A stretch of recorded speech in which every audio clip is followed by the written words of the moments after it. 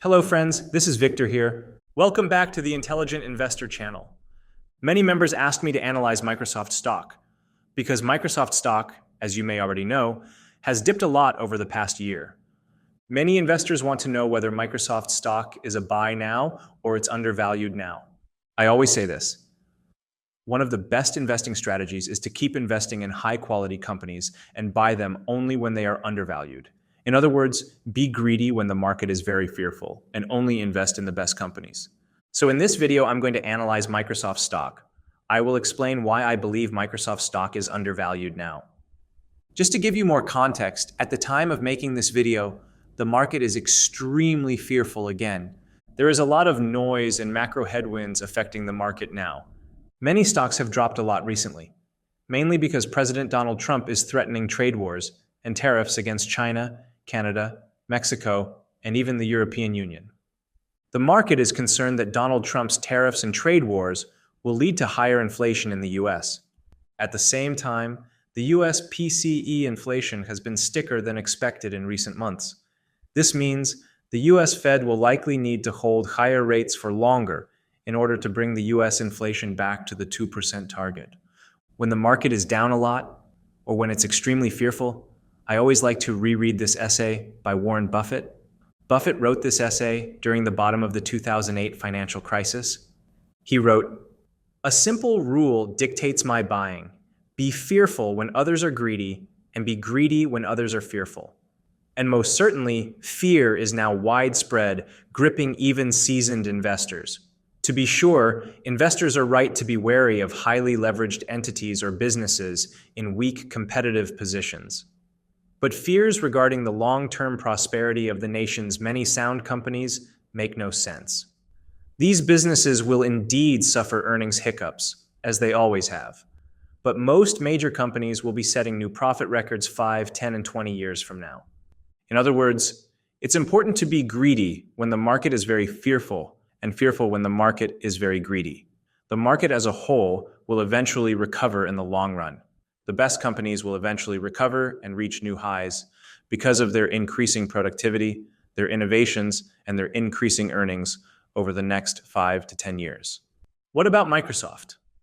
What are the short-term headwinds that are affecting Microsoft now? First, Microsoft's recent quarterly earnings and guidance were slightly below analysts' expectations. Microsoft's cloud business has slowed down in recent quarters, even though Microsoft is supposed to benefit a lot from its partnership with OpenAI. Microsoft stated that its cloud business is currently facing capacity constraints. If Microsoft had more AI compute capacity, Microsoft Azure would likely grow faster. More on this later. Second, Microsoft has substantially increased its AI spending to meet customer demand. However, the market is concerned that Microsoft is overspending on AI infrastructure and not getting enough ROI on AI investments. This is the biggest headwind that has been impacting Microsoft, Google, and other large cloud service providers in recent quarters. So, in this video, I will talk about why I believe Microsoft stock is undervalued now. I will talk about Microsoft's long-term growth prospects in the AI data center market and why it will eventually recover. You will learn about these topics in this video: Microsoft's financial review and biggest risks to consider, Microsoft's long-term growth prospects, Microsoft stock valuation, and whether I am planning to buy more Microsoft stock going forward. If you like this video, make sure to hit the like button, subscribe, and turn on the notification button. I will continue to make many excellent investing analysis videos every week that will help you become a great investor. Each video usually takes me more than 30 hours to make. So if you like this channel and want to support it, check out my Patreon blog in the video description. Our goal is to help all our members become multimillionaires through investing. Once you become a premium member, you can follow all the stocks I'm investing in for the long term, follow my personal stock portfolios, and download the latest intrinsic valuation models for all the stocks I'm analyzing so you will know when a company becomes undervalued, fairly valued, or overvalued now. Also, you will have access to all my latest stock ratings for all the stocks I'm analyzing. The link is in the video description. Take a look. Let's start. Before talking about Microsoft's biggest risks and its long-term growth prospects, let me show you Microsoft's past financials. Over the past 10 years, Microsoft has maintained consistent revenue growth, operating income growth, free cash flow growth, and a high free cash flow margin between 20% and 30%. Microsoft has maintained consistent and stable revenue growth over the years, mainly because most of its products, such as Microsoft 365 and Dynamics 365, are subscription-based. Microsoft also earns a lot of recurring revenue from its cloud computing business, Microsoft Azure. This is why Microsoft's revenue and operating income have been growing consistently over the years, even during recessions. However, one of the biggest issues now is that Microsoft's free cash flow margin will likely be lower this year and next year, because Microsoft is planning to increase AI CapEx significantly to meet customer demand. Microsoft stated that its cloud business has capacity constraints because of increased demand for AI workloads and other cloud services. This is why Microsoft is investing in more data centers and expanding its cloud infrastructure. At the time of making this video, Microsoft has a strong balance sheet. For example, in the most recent quarter, Microsoft had $72 billion in cash equivalents. In comparison, Microsoft had $62 billion in total debt and long-term operating lease liabilities. This means Microsoft can pay off all its debt and long-term operating lease liabilities in advance and still have around $10 billion cash left. Let's take a look at Microsoft's most important products and services so you will know how Microsoft earns its revenues. Microsoft earns most of its revenues from software subscriptions, cloud computing services, and AI services. Microsoft earns revenues from productivity software such as Office 365, which targets both consumers and commercial customers, enterprise software such as Dynamics 365, traditional cloud computing services, AI services such as Microsoft Copilots and Azure AI solutions, Windows licensing, Xbox game consoles, game sales, LinkedIn subscriptions, Bing advertising, LinkedIn advertising, and other enterprise software and cloud services. As I mentioned earlier, most of these products are subscription-based. They generate a lot of recurring revenues for Microsoft every quarter.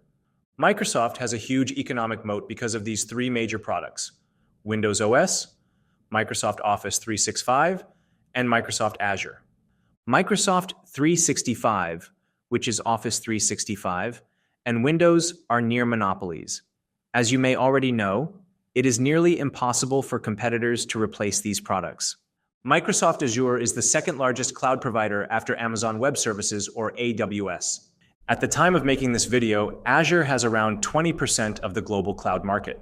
Based on what I know, Azure greatly benefits from Microsoft's well-established enterprise relationships with its customers and its compatibility with Microsoft software, such as Microsoft 365 and Dynamics 365.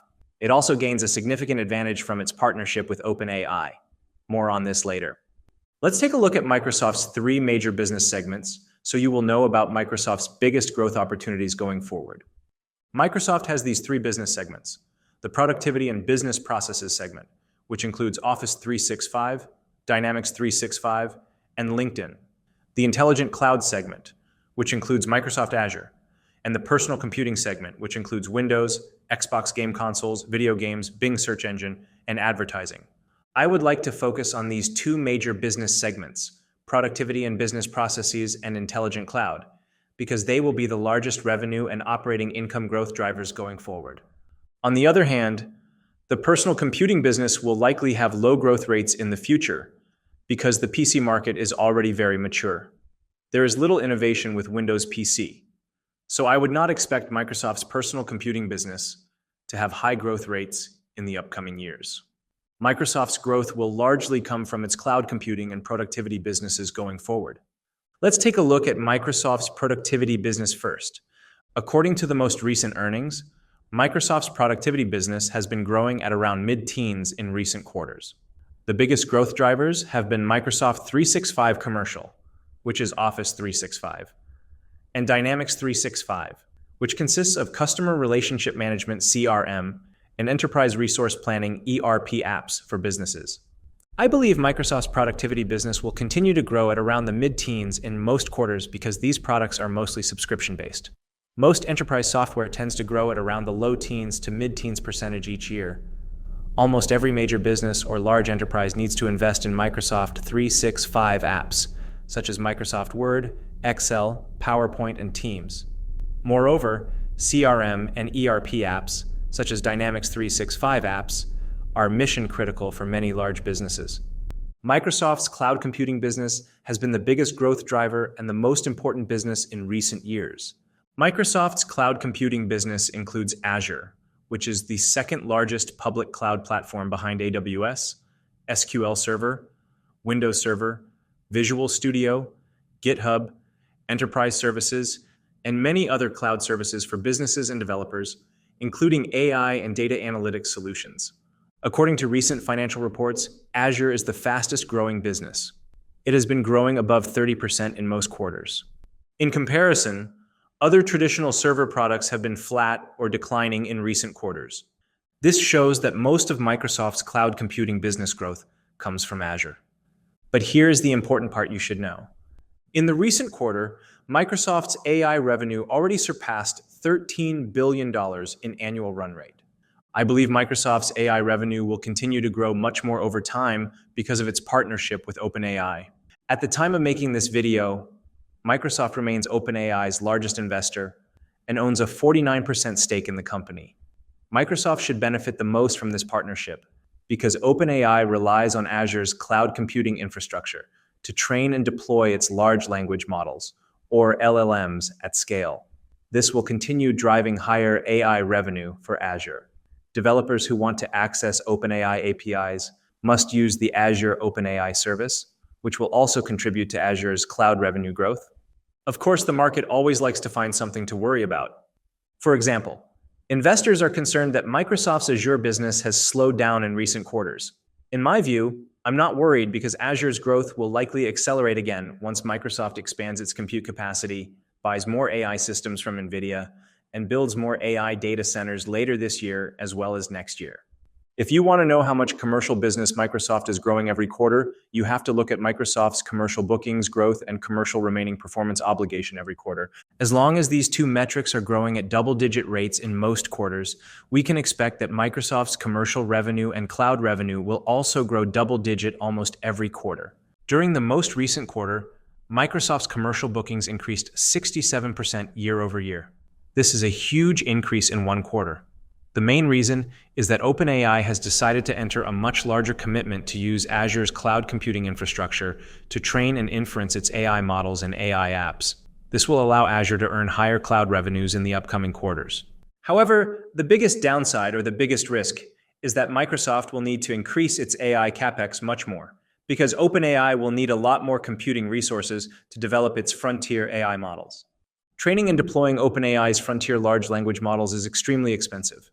Last year, Microsoft spent more than $50 billion on CapEx. This year, Microsoft is expected to spend more than $80 billion on CapEx. Most of this $80 billion CapEx will be spent on AI infrastructure to support Microsoft's cloud computing services and OpenAI. The biggest issue is that Microsoft's recent AI revenue was only around $13 billion in annual run rate. This means Microsoft is likely overspending on AI infrastructure. Investors want to see Microsoft have a much higher ROI on AI investments, but it does not seem to be possible in the short term. It will likely take much longer for Microsoft to earn a much higher ROI on AI investments. There are several reasons Microsoft will continue investing billions in AI infrastructure every quarter. Here is why.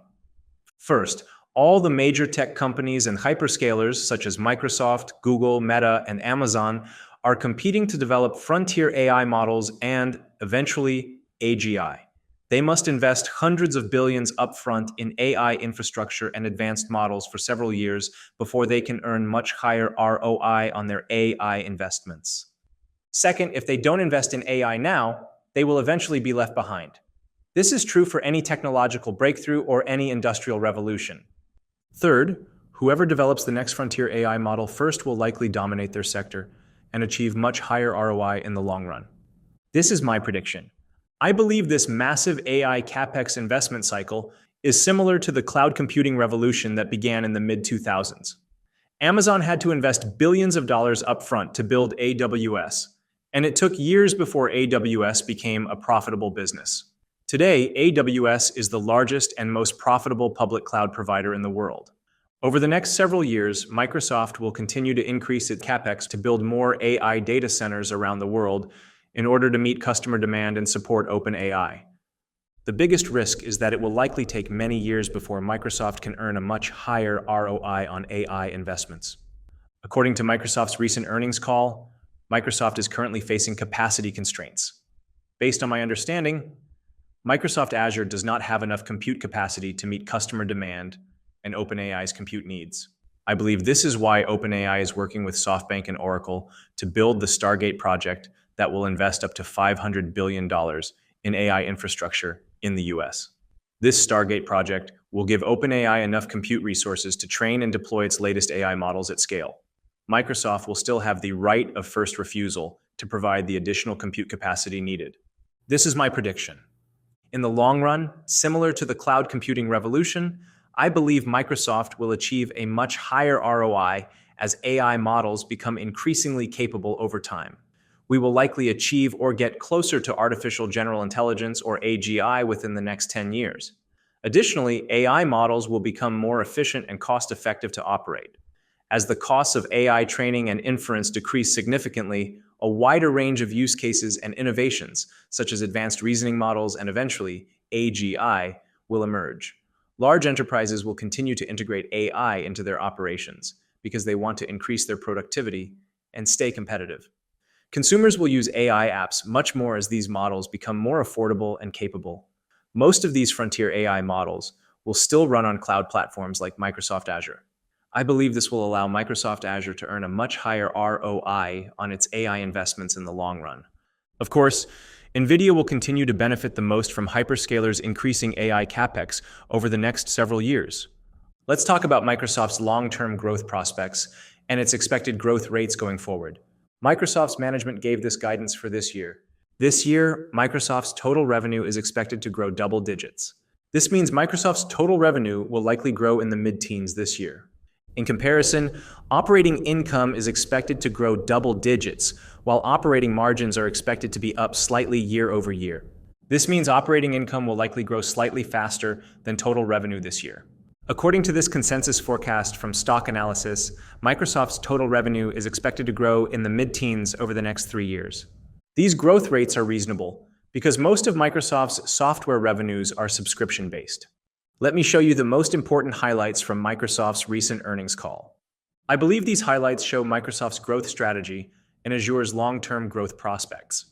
The important thing to understand is that Microsoft Azure is currently facing capacity constraints. At the time of making this video, Microsoft does not have enough compute to meet customer demand. This is why Microsoft is planning to increase its capex to $80 billion or more this year. Microsoft's capex will likely be even higher next year. This is to build more data centers and AI infrastructure to support both AI workloads and non-AI workloads.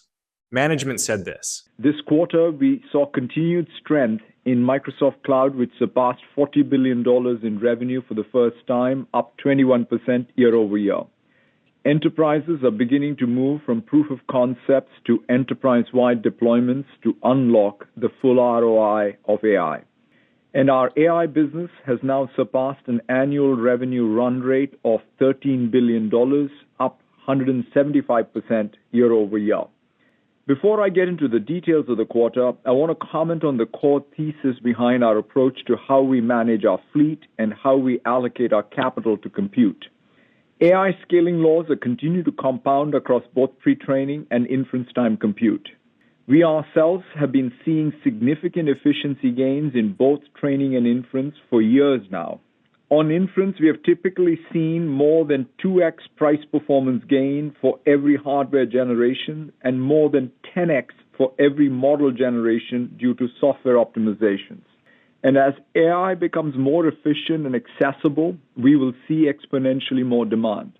As we shared in October, the contribution from our AI services will grow from increased AI capacity coming online. In non-AI services, healthy growth continues, although we expect ongoing impact through H2 as we work to address the execution challenges noted earlier. And while we expect to be AI capacity constrained in Q3, by the end of FY25, we should be roughly in line with near-term demand given our significant capital investments. Next, capital expenditures.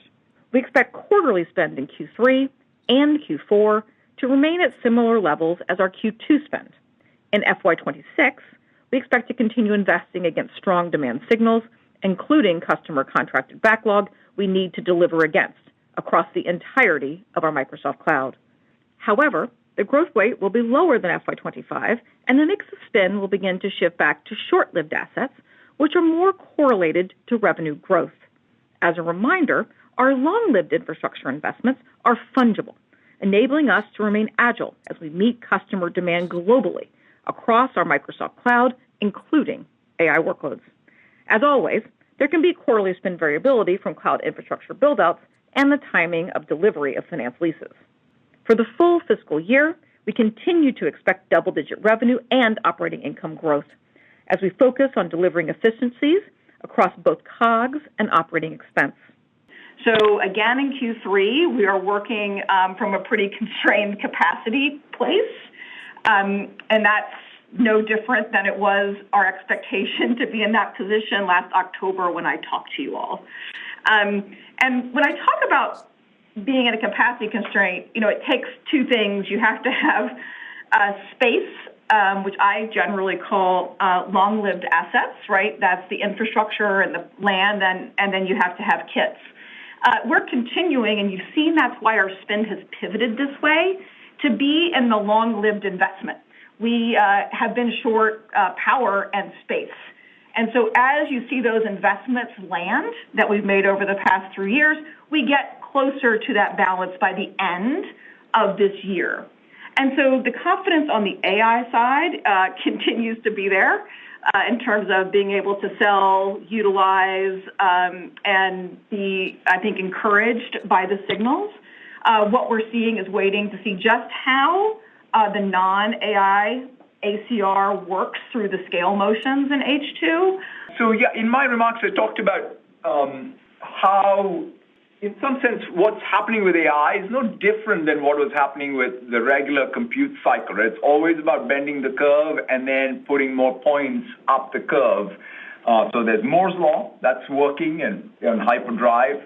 Then on top of that, there is the AI scaling laws, both the pre-training and the inference time compute that compound, and that's all software. You should think of what I said in my remarks, which we've observed for a while, which is 10x on improvements per cycle just because of all the software optimizations on inference, and so that's what you see.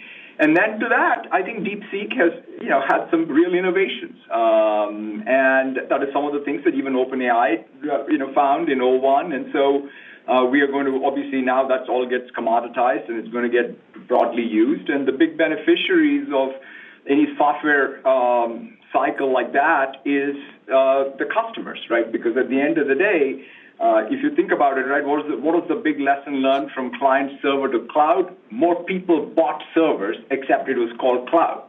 And so when token prices fall, inference computing prices fall, that means people can consume more, and there'll be more apps written.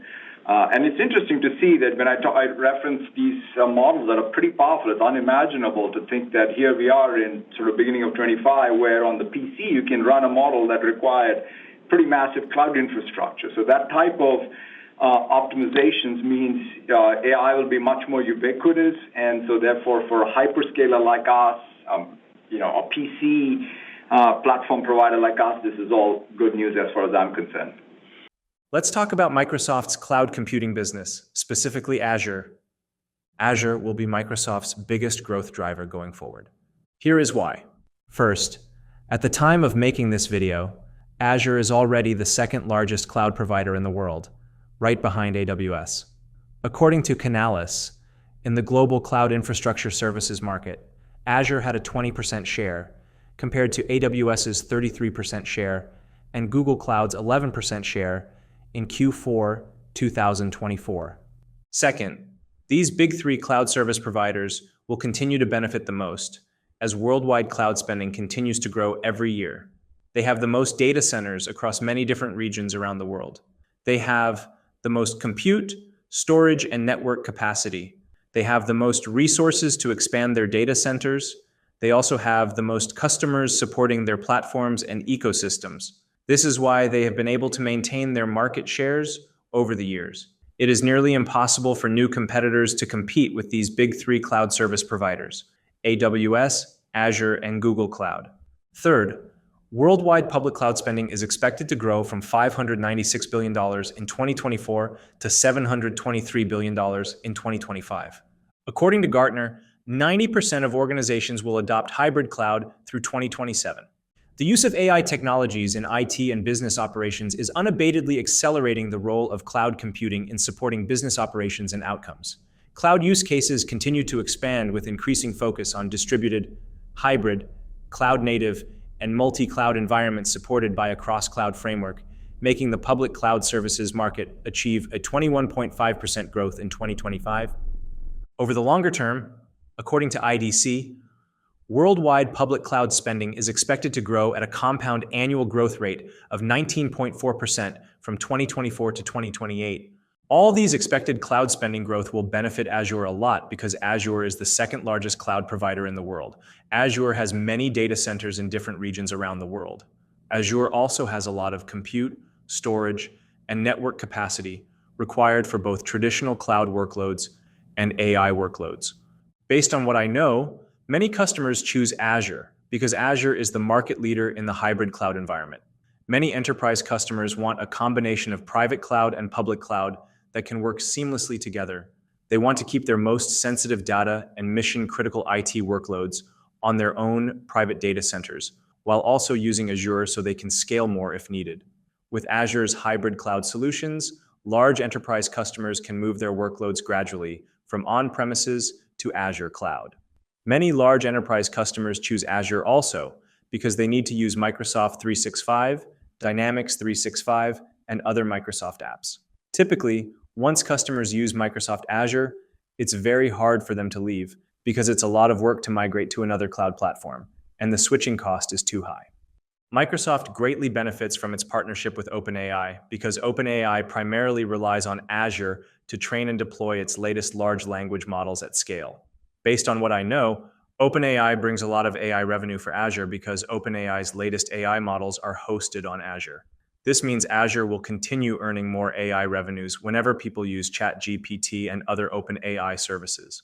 Plus, if you're a developer looking to use OpenAI APIs, you have to go through Azure to access OpenAI APIs.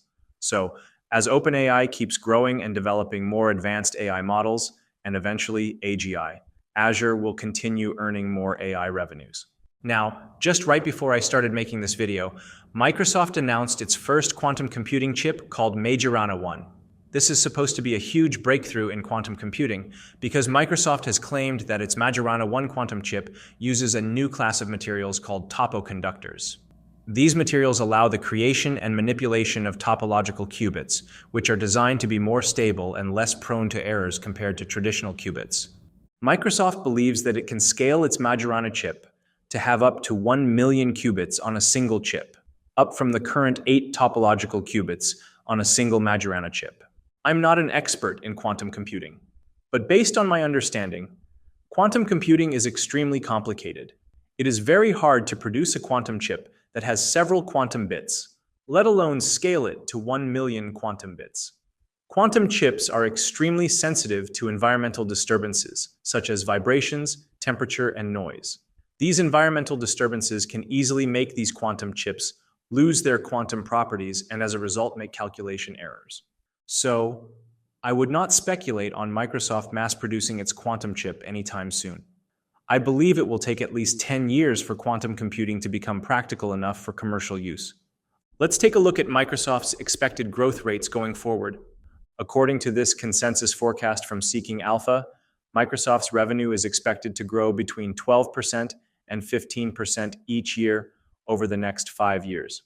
I believe these growth rates are reasonable because most of Microsoft's revenues are recurring revenues or subscription-based revenues. In terms of EPS forecast, Microsoft's EPS is expected to grow slightly faster than its revenue growth over the next 5 years because Microsoft is expected to improve its operating margin by reducing operating expenses. Let's take a look at Microsoft's valuation. Microsoft's forward PE is expected to be around 30 this fiscal year. I believe this is reasonable for a mega-cap growth company. Microsoft's forward PE is expected to be around 26 by next fiscal year. I believe this is too low for a mega cap growth company like Microsoft. Right now, I'm developing this investing app with a business partner. This is a preview. This investing app will be out this year.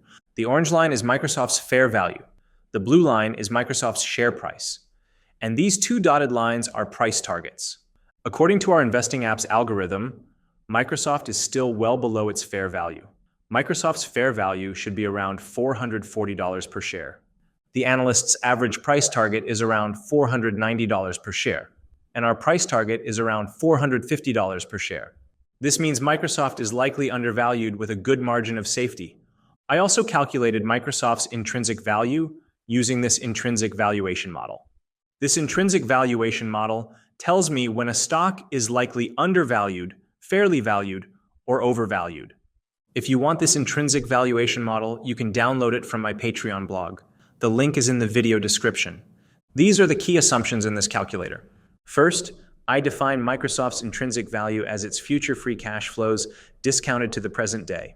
I used a discount rate of 10% here. You can use a higher discount rate here if you want to be more conservative. Based on the expected growth rates and the long-term prospects I talked about earlier, I believe Microsoft's revenue will grow at a compound annual growth rate between 12% and 14% over the next several years. I believe these growth rates are very reasonable because most of Microsoft's revenues are subscription-based and recurring revenues. I used a long-term growth rate of 7% to calculate the terminal value.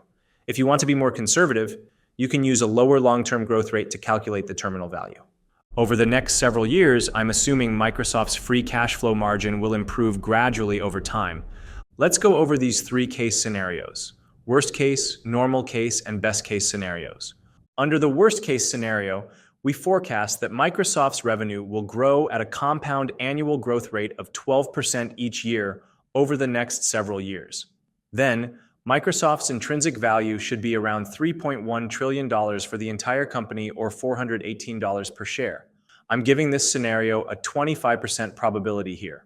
Under the base case scenario, we forecast that Microsoft's revenue will grow at a compound annual growth rate of 13% each year over the next several years.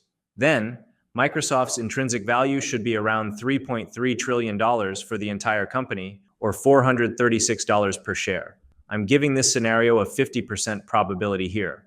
Under the best case scenario, we forecast that Microsoft's revenue will grow at a compound annual growth rate of 14% each year over the next several years. Then, Microsoft's intrinsic value should be around $3.4 trillion for the entire company, or $454 per share. I'm giving this scenario a 25% probability here. If we add all these numbers here, Microsoft's intrinsic value should be around $436 per share. I also used a forward sales valuation model to estimate Microsoft's intrinsic value, which should be around $3.4 trillion for the entire company, or around $459 per share. If we take the average of both valuation models, I believe Microsoft's intrinsic value should be around $447 per share. Just to compare, Morningstar has given Microsoft a much higher fair value of $490 per share. This means I believe Microsoft is greatly undervalued now. So will I buy Microsoft stock? Yes, I will continue buying more Microsoft stock over time as long as it is still undervalued. This is one of my investment accounts. I also have other accounts that have Microsoft shares. Microsoft is one of my largest positions. I have been investing in Microsoft for many years because I realized that Microsoft has a very large economic moat. Microsoft has some of the best and most important subscription-based business software for large enterprise customers and consumers. For example, Office 365 and Dynamics 365 are essential tools for many large companies. These applications have become so deeply integrated that it's extremely hard for competitors to replace them. Moreover, Microsoft owns Azure, which is the second largest cloud provider in the world behind AWS. Similar to AWS, I believe Azure will continue to be Microsoft's largest growth driver going forward. This is my prediction. Similar to the cloud computing revolution, I believe more efficient AI models, and eventually AGI, will allow Microsoft to earn much higher ROI on AI investments in the long run.